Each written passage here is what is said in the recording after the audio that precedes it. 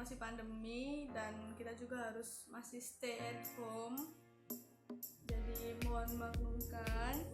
Dan untuk kalian pun juga tetap jaga kesehatan, tetap stay at home, tetap di rumah aja, tetap ikhtiar, tetap tawakal, dan ya semoga pandemi kali ini akan segera berakhir. Oke, langsung masuk ke video kali ini. Untuk poin yang akan aku bawakan pada kali ini itu basic, yaitu tentang apa sih yang dinamakan Jakarta Islamic Index itu. Jadi Jakarta Islamic Index itu merupakan indeks saham syariah yang pertama kali diluncurkan di pasar modal Indonesia pada tanggal 3 Juli tahun 2000. Nah, jadi Jakarta Islamic Index ini merupakan salah satu indeks saham yang ada di Indonesia, yang mana dia itu menghitung indeks saham harga rata-rata untuk jenis saham yang tidak memenuhi kriteria syariah. Jadi gimana sih mekanisme pasar modal syariah ini? Jadi mekanisme pasar modal syariah ini tuh meniru pola dari negara Malaysia, yang mana mereka itu menggabungkan diri dengan bursa efek konvensional gitu. Jadi contohnya kayak bursa efek yang ada di Jakarta dengan bursa efek yang ada di Solo. Lalu apa sih tujuan dari Jakarta Islamic Index ini? Jadi dia itu bertujuan untuk meningkatkan kepercayaan investor, yang mana untuk melakukan investasi pada saham yang berbasis syariah dan memberikan manfaat bagi pemodal dalam menjalankan syariah Islam untuk melakukan investasi di bursa efek. Jadi maksudnya itu misalkan ada investor yang ingin menanam saham, yang mana dia itu ingin menanam saham dengan basis syariah. Jadi Jakarta Islamic Index ini akan membantu para investor yang ingin berinvestasi secara syariah untuk melakukan investasi secara syariah kepada perusahaan yang sudah terdaftar di Jakarta Islamic Index ini. Jadi untuk pendalaman materi selanjutnya, langsung aja ke videonya Mbak Putri. Assalamualaikum warahmatullahi wabarakatuh. Di sini saya akan melanjutkan penjelasan dari rekan saya, Rizka Arnalita. Tapi sebelumnya, perkenalkan, nama saya Putri Nurhandayani, NIM 175211021 dari kelas Manajemen Bisnis Syariah 6A. Jadi, berdasarkan pengarahan Dewan Syariah Nasional dan Peraturan Bapepam LK nomor IE.A.13 tentang penerbitan efek syariah. Jadi di sana dijelaskan kegiatan utama suatu badan usaha yang dinilai tidak memenuhi syariah Islam itu ada beberapa. Contohnya seperti yang pertama itu satu, usaha perjudian. Yang kedua, menyelenggarakan jasa keuangan yang menggunakan konsep ribawi. Jadi kita tahu kan dalam agama kita ini memang kita diminta untuk menjauhi yang namanya riba.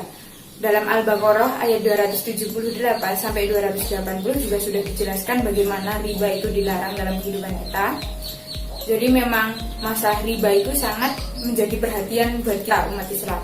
Lalu yang ketiga, memproduksi, menyelenggarakan, menyediakan, dan mendistribusikan barang atau jasa yang bersifat haram karena zatnya.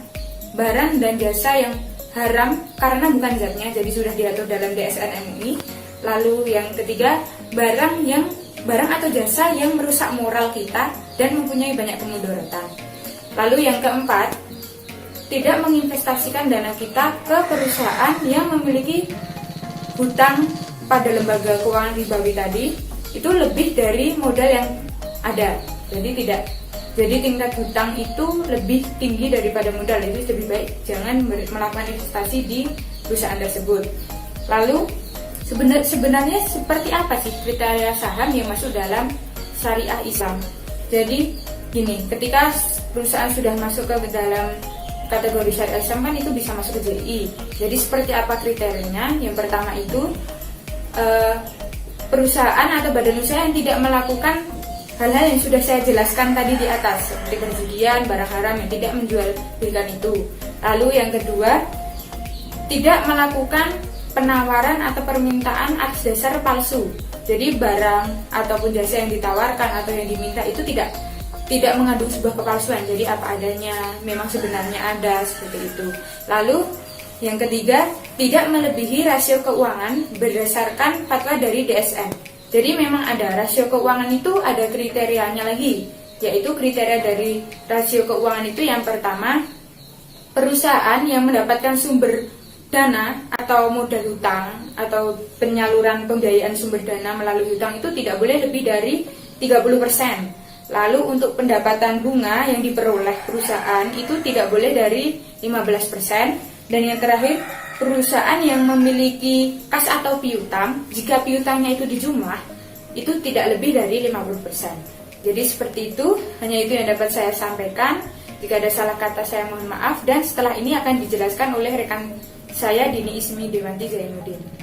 Terima kasih. Wassalamualaikum warahmatullahi wabarakatuh. Perkenalkan, nama saya Dini Ismi Dewanti Zainuddin, NIM 175211008. Di sini saya akan menjelaskan poin 7, 8, dan 9. Poin 7 yaitu membahas tentang proses seleksi yang dilakukan oleh Bursa Efek Jakarta untuk memilih saham-saham yang layak masuk ke dalam daftar Jakarta Islamic Index.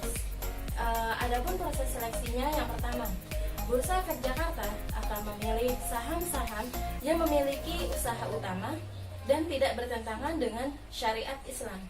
Saham-saham ini harus sudah masuk ke dalam daftar Bursa Efek Jakarta selama 3 bulan atau masuk ke dalam kelompok 10 saham dengan nilai kapitalisasi terbesar. Proses seleksi yang kedua yaitu Bursa Efek Jakarta akan memilih saham dengan rasio kewajiban terhadap aktiva tidak lebih dari 90%.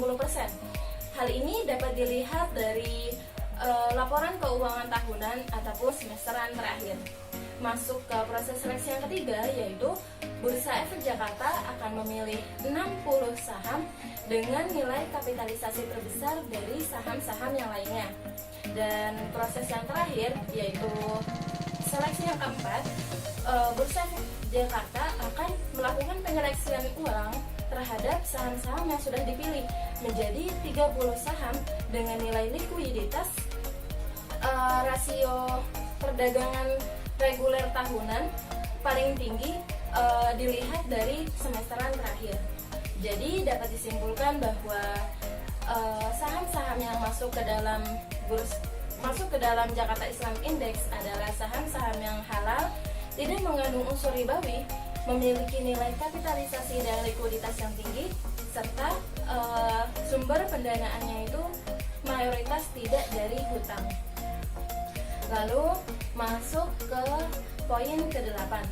Poin ke-8 membahas tentang evaluasi pergantian indeks saham di JII.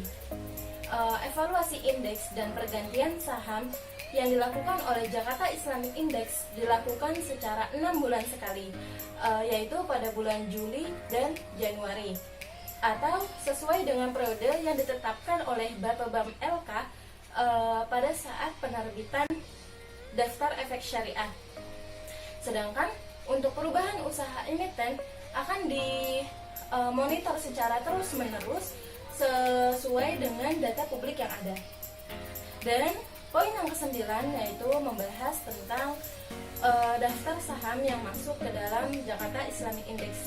Adapun 30 saham yang masuk ke dalam Jakarta Islamic Index adalah sebagai berikut.